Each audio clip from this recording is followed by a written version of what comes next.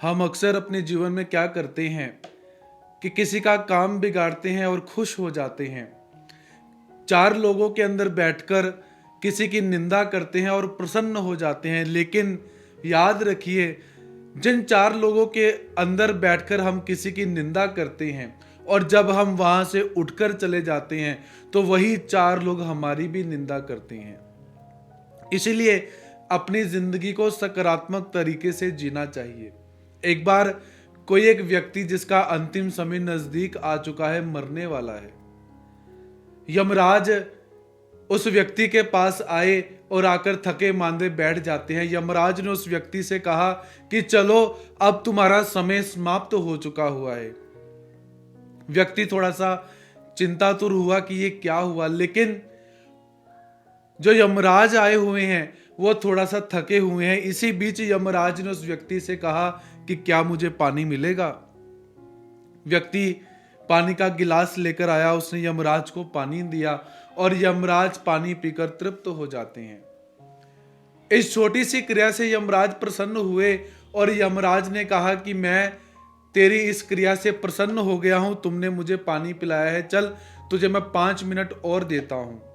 ये सामने मेरी डायरी पड़ी हुई है, तू जो लिखना चाहता है इसमें लिख ले, वो मैं सिद्ध कर देता हूं। यमराज ने उसे एक पेन दिया, अपनी डायरी दी। उस व्यक्ति ने पहला पन्ना जब खोला तो उस पन्ने में क्या देखता है कि मेरे घर के पास वाला जो व्यक्ति है, उस पन्ने पर लिखा हुआ था कि पास वाला जो पड़ोसी है उसे 3 करोड़ की लॉटरी लगने वाली है।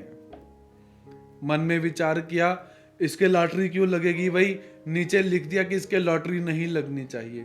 दूसरा पन्ना पलटा तो दूसरे पन्ने पर क्या देखता है कि जो मेरा दूसरा पड़ोसी है, उस पड़ोसी का बड़ा मकान, बड़ी कोठी बनने वाली है। नीचे लिखता है कि इसके जिस मकान में ये रह रहा है, इसके लिए इतना मकान ही अच्छा है, इसे बड़ी कोठी नहीं मिलनी चाहिए। तीसरा पन्ना जब पलटा तो उसमें क्या देखता है, क्या लिखा हुआ है कि जो सामने वाला व्यक्ति है, उस व्यक्ति के पास बड़ी गाड़ी नहीं है, उसे आने वाले वक्त में बड़ी गाड़ी मिलने वाली है। फिर मन में ईर्ष्या के भाव में आकर लिखता है कि इसके पास जो 2 व्हीलर है, इसके पास वही रहनी चाहिए, बड़ी गाड़ी इसे ना मिले। चौथा पन्ना जब पलटता है, उसमें लिखा हुआ था जो तुम्हारा बॉस है उसकी प्रगति होने वाली है, प्रमोशन होने वाली है और वो सुपर बॉस बनने वाला है। ये व्यक्ति कहता है कि ये कोई बॉस कहलाने के भी लायकी का नहीं है, ये सुपर बॉस बनकर क्या करेगा, इसे भी जो है वैसा ही रहने देना चाहिए। अब पांचवा पन्ना जब खुला, पलटा, अब उसमें अपने लिए जैसे ही कुछ लिखने लगा, उसी समय यमराज ने पेन पकड़ लिया और डायरी बंद कर दी। वो व्यक्ति कहता, यमराज जी ये क्या। तो यमराज ने कहा कि तुझे मैंने 5 मिनट दिए थे कुछ लिखने के लिए, तेरे वो 5 मिनट समाप्त तो हो चुके हैं, चलो अब चलते हैं। तो यमराज अपनी डायरी को लेकर, पेन को लेकर और उस व्यक्ति को साथ लेकर चल पड़ते हैं।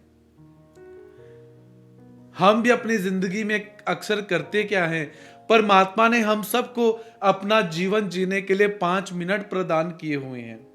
हम उस 5 मिनट के अंदर अपने लिए कुछ लिखना भूल जाते हैं, प्राप्त करना भूल जाते हैं, करना भूल जाते हैं। हम उन 5 मिनटों में क्या करते हैं कि उस व्यक्ति को ये क्यों मिला, उस व्यक्ति को ये कैसे मिला, उसे तो ये नहीं मिलना चाहिए था। यदि उसको कोई वस्तु मिलने वाली है तो उसमें हम बाधा डाल देते हैं, ईर्ष्या करते हैं, दूसरे के सुख से हम लोग दुखी हो जाते हैं कि इस व्यक्ति को ये वस्तु प्राप्त क्यों हुई। तो क्या परमपिता परमात्मा ने हम सबको ये जिंदगी इस काम के लिए दी है कि जाओ जाकर किसी की प्रगति में बाधा डालो, किसी की खुशी में जाकर तुम्हें खुश होना चाहिए लेकिन उसकी खुशी में तुम दुखी हो रहे हो। क्या परमपिता परमात्मा ने ये जिंदगी हम लोगों को इसीलिए दी है? नहीं, परमात्मा ने ये जिंदगी हमें दी है दूसरों की खुशी में तुम भी खुश हो जाओ और अपना उद्धार करो। तो इसीलिए परमात्मा ने हम सबको जो 5 मिनट दिए हुए हैं, उन 5 मिनटों में हमने अपने लिए कुछ लिखना है, अपने परिवार के लिए कुछ अच्छा लिखना है, ना कि किसी के लिए नकारात्मक बात हम सब ने लिखनी है। कहानी छोटी सी है, लेकिन हम सबको जीवन जीने की कला सिखा देती है। इसलिए आने वाले वक्त के अंदर ईर्ष्या करना बंद कर दीजिए, किसी की नकारात्मक बातें करना बंद कर दीजिए। मुझे क्या करना है, इस विषय में आत्मचिंतन करना चाहिए। मुझे अपने लिए क्या करना है। इसलिए सभी सकारात्मक सोच को धारण करते हुए, विचारधारा को धारण करते हुए काम करें। स्वयं भी हंसते रहिए, मस्त रहिए और दूसरों को भी खुश रहने का मौका दीजिए।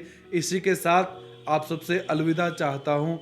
जय श्री कृष्ण। दंडवत प्रणाम।